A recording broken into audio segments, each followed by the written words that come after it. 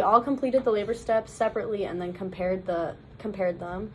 We were all in charge of completing 3 rationales for the labor steps assignment. And then in regards to the video, Megan was in charge for answering the questions regarding part 1, triage. Haley and me, Paige, filmed the video. And then Emily and Kelsey were in charge of answering the questions for part 2, labor and delivery. And then Kelsey and Eden filmed the video. And then Kelsey and Haley both edited the videos. Come in. Hi, good morning. Hi. How are you today? I'm doing well, how are you? Good, good. So, do you mind real quick if I get your name and date of birth before we start? My name is Susan Smith. I was born on May 29th, 2001. Awesome, okay. So that matches my records here. So what's your reason for coming in today? I'm feeling what I think are some contractions. I'm pregnant, so I think I might be in labor. Okay, awesome. So, in order to determine whether or not you're in labor, we're going to do just a quick little questionnaire just to see the progression of your labor, or if you're in labor. So initially, let's start with, do you have a support system for this pregnancy? My family doesn't know, but my best friend Katie knows that she's been there through the pregnancy. She's going to help me once I deliver the baby. Perfect, okay. So to start off, do you have any medical or surgical history that we should be aware of? My only surgical history is that I got a breast augmentation done about 2 years ago, but no past medical history. Okay, and have you had any prenatal care for this pregnancy? No. Okay. So, do you have any family history of heart disease, hypertension, diabetes, cancer, or bleeding disorders? No. All right. Have you had any prior pregnancies? This is my first pregnancy, so Okay. no. So have you ever had any blood transfusions? No, I've never had one. Okay, and have you ever taken any anticoagulants during this pregnancy? No. Okay.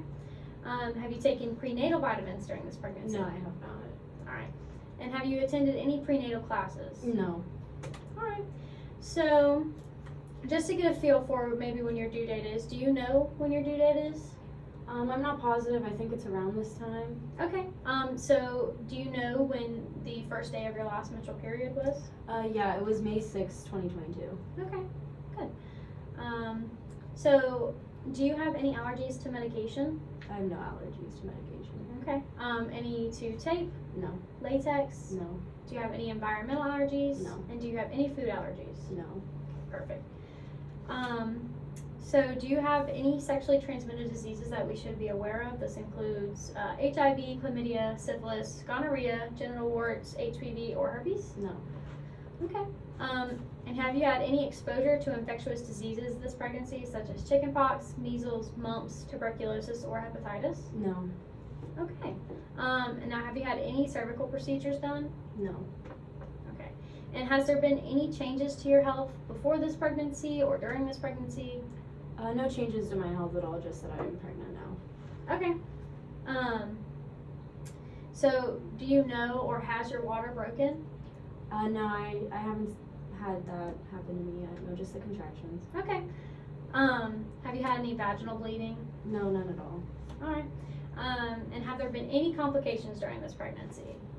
No complications. I would say the only thing is sometimes when I get up too fast, I get a little dizzy, which is new. But besides that, Okay. I think I'm fine. Yeah.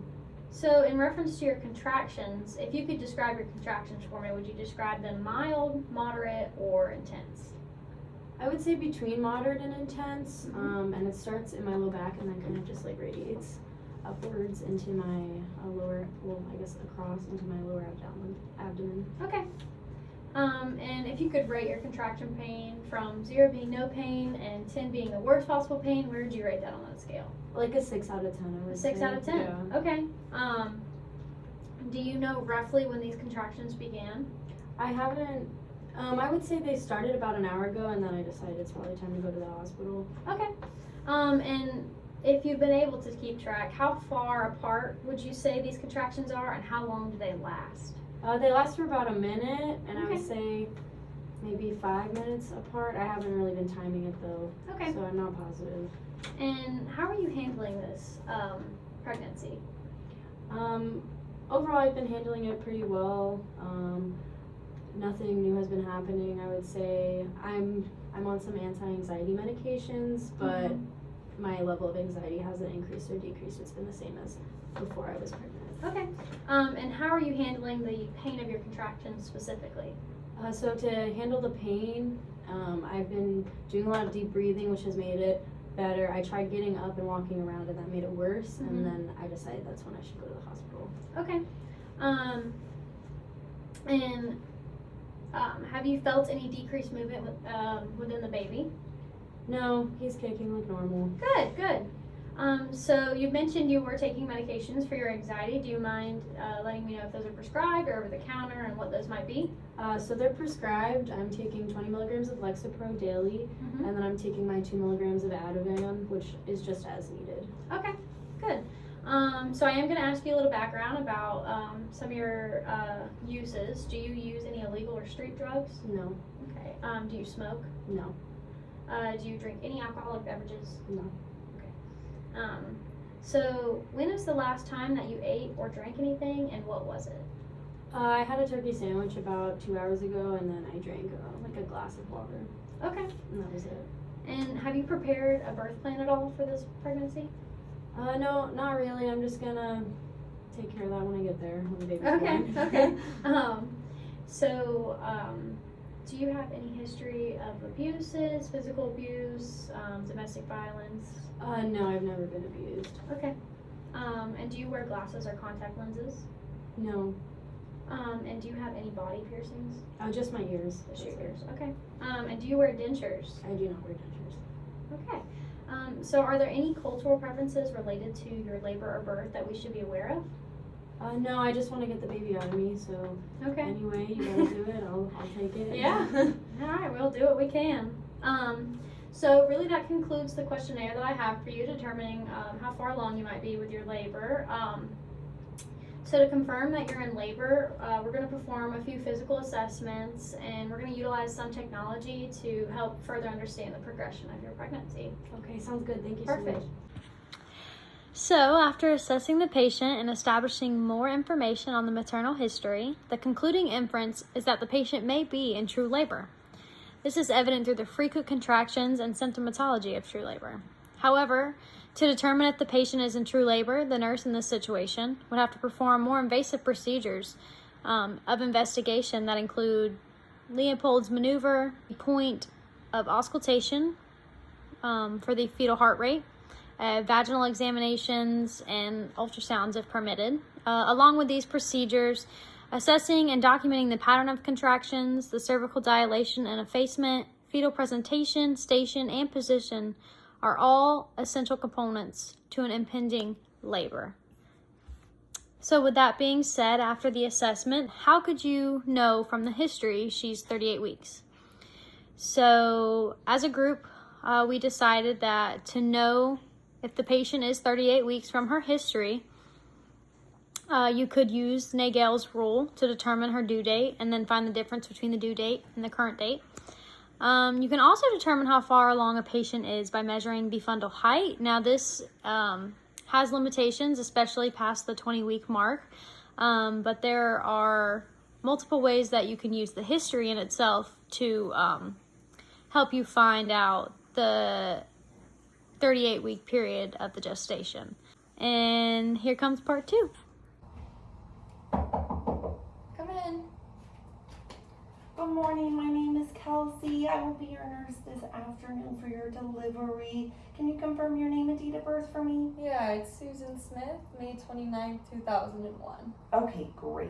Thank you so much. And I understand you didn't receive any prenatal care. Is that correct? Yeah, it was kind of unplanned, so I didn't have time to. I understand that. Thank you for providing your medical history and maternal history as well. Period. We have you at 38 weeks gestation. Your fetal heart tones are 130 with moderate variability. You're contracting every 5 minutes. And the CVA reveals that you are 4 centimeters dilated, 90% effaced at 0 station. Okay? So since you did not receive any prenatal care, unfortunately, we are past the time that we can do a test called a Group B streptococcus test, which is usually a swabbing test. But we cannot do that considering you are now in active labor.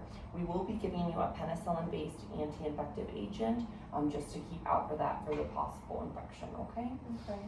That also will, we will also be doing some measures for the baby as well. Once you deliver, we'll be monitoring their vital signs, making sure their temperature's controlled, and seeing if they're appearing lethargic or having any seizure activity, just to make sure that we're looking for signs of sepsis, okay? Because they are at risk of that. Oh goodness. It's okay. We're gonna, make sure that we keep an eye out for it, and we'll let you know if there's anything that you can do. Yeah. We'll also be monitoring their blood glucose, so we'll be getting a blood sample as well. Okay. Yeah, this is all just making me really nervous. I've never had a baby before, so I'm kind of scared. I understand that, and that's why I am here. I want to make sure that our relationship is as open as possible and as open as you are comfortable with, okay? Please ask me any questions that you need. I will ask you anything that I need from you. Your relationship, I know, with your family, you don't have your family here, so I'm your support system as of now. And I want to make sure that, there's safe boundaries that we've established, but also that you can lean on me when you need to, okay? Okay, thank you for saying that. That makes me feel better. Do you know how long this is going to take? So since this is your first birth, it can, it varies. It varies. We don't really know exactly. We know that you're in an active stage of labor, which is why you're having those contractions every 5 minutes. And your effacement is 90%, which is pretty good. We want it to be 100% effaced. But you do have a little bit of dilation to go to. We're looking for 10 centimeters dilated, okay? So during this time, we're going to be doing some vaginal assessments, some cervical assessments. We will be monitoring the fetal heart rate as well. Both of these monitors, one is for the baby and one is for you. Okay. So make sure that you keep those on and let us know if you have any questions about that. As well, we'll be monitoring your contractions, because those contractions are sort of what's making the labor progress. Yeah. Okay? Okay. So since this is your first delivery, we also want to make you aware that when you deliver the child, you'll also be delivering your placenta. It's going to be about 15 to 30 minutes after your birth. But the placenta is on the top of your uterus, and it's what provides the baby nutrients during your pregnancy. Okay? Okay. So you'll be actually delivering that as well. You'll feel some pressure, but it will be after the birth of the baby. Okay. So what would you rate your pain on a scale from 0 being no pain, being 10 being the worst pain you've ever experienced? I would say it's pretty high, probably about an 8. Okay, 8. So I will document that. Pain is very normal during this, as you probably have heard. We'll be trying some non-pharmacological methods before we try pharmacological, which is medications or no medications, okay? Gotcha. We're going to start with no medications Okay. first. So we can try some physical interventions, which is massaging, some touching sensations. We can have you get on some balls and change positions that way.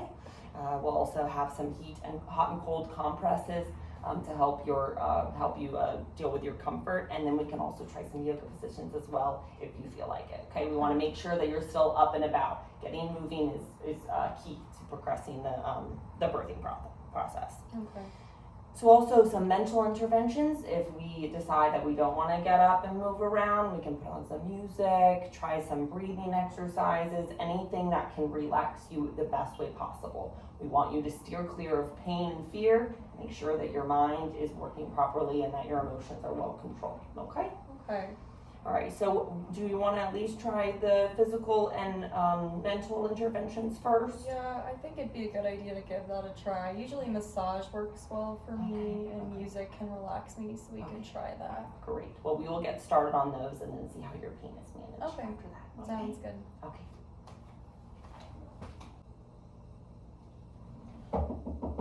Come in. How are we doing, Susan? I'm still in a lot of pain. I think maybe some medications might be time for them. I understand. Okay, well, let me go over your options. Okay. Now that the mom has expressed she wishes to try pharmacological interventions, we would try parenteral analgesics, for instance, morphine or fentanyl, sedatives, benzodiazepines, antiemetics, nitrous oxide, or anesthesia, local, regional, or general, depending on the mom's situation. Thank you so much. We hope you enjoyed our group project, and please let us know if you have any questions.